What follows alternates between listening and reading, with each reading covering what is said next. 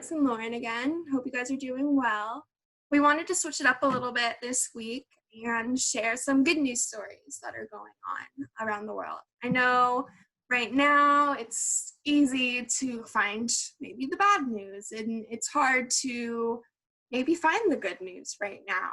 And it's important to stay informed, and it's important to know what's going on in the world, but it's also important that you're balancing that out with some good news, because everyone needs a break from the bad news sometimes. And there is good things going on out there, I promise, even if it doesn't feel like it. So the first story I wanted to share is from New York, and healthcare workers cheer for protesters outside of New York hospitals.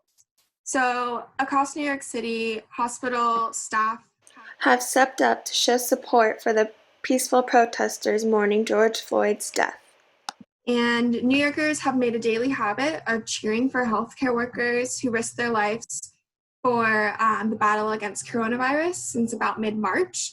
So every evening at 7 p.m., you'll see citizens going out their windows or on their rooftops or whatever it is to show their appreciation. So the healthcare workers really wanted to return that favor. So it's really a special thing to see in New York. I love that one. That is good news.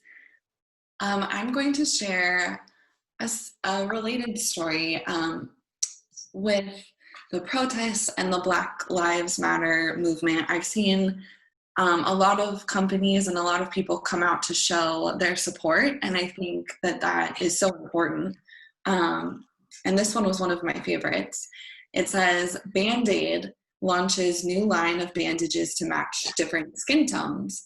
And this is something kind of small, but so important, because I feel like everyone should see their skin color and their family and what they look like represented in media, in the government, and in Band-Aids. And it just was important to me. So the article says, on Thursday, the adhesive bandage brand announced the rolling out of a new series of bandages that reflect all different skin tones. They said, "We hear you, we see you, we're listening to you." BandAid wrote on Instagram along with this photo of the various skin tone colored bandages.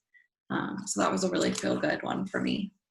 Well, it's something you don't even think about. If Band-Aids are your skin color, you never even think about what it's like to not have that. So that's awesome. Yeah. All right. And then switching gears a little bit, I thought this was a really nice story. An 83-year-old Florida man is now home after battling COVID-19 for 75 days. So things were not looking too positive.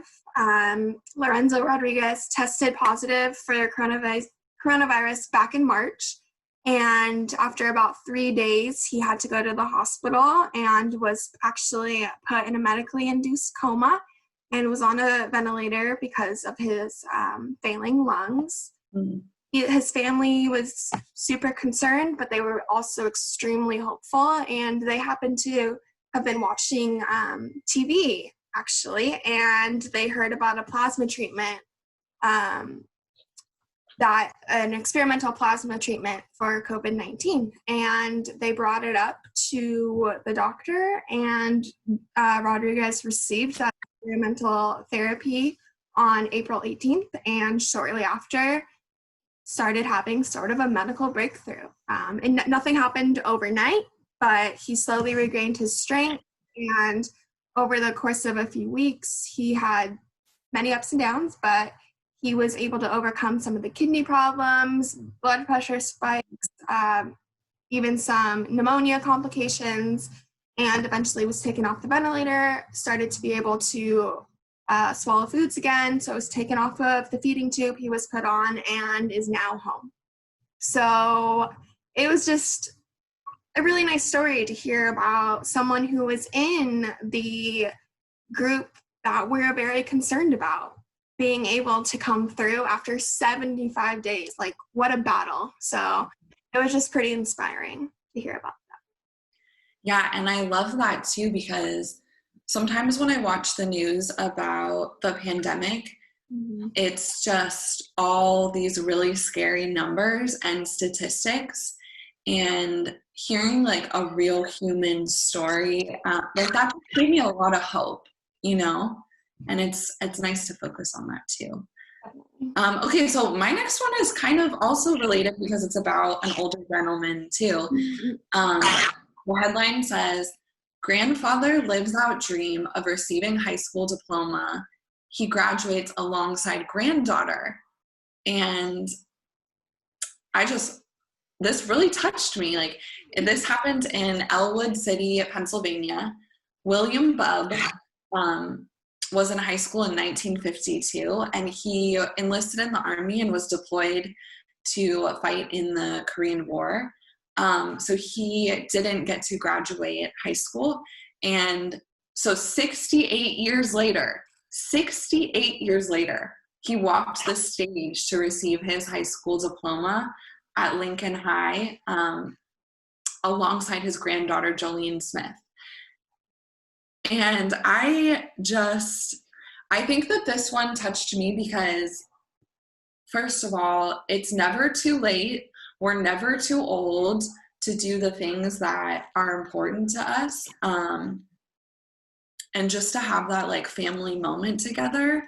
And like from the granddaughter's perspective, like, you don't know how many people you touch or inspire. Like, her graduating high school may have inspired him to do that. And it was just a beautiful family moment for me. So, yeah. Goosebumps. That was a good one to end on. I like that. Yeah, they're all good. And I think like it's really important. I know it's important to be informed. I know it's important to watch the news. There's a lot of stuff going on right now. Like, we're in a big shift. There's a lot of scary stuff going on. There's a lot of progressive stuff, but it's important to me, and it sounds like to you too, to have those little nuggets of feel good news.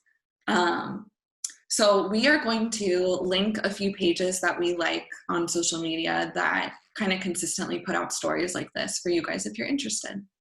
Yeah. Hope you enjoyed and have a great day. Bye. Bye.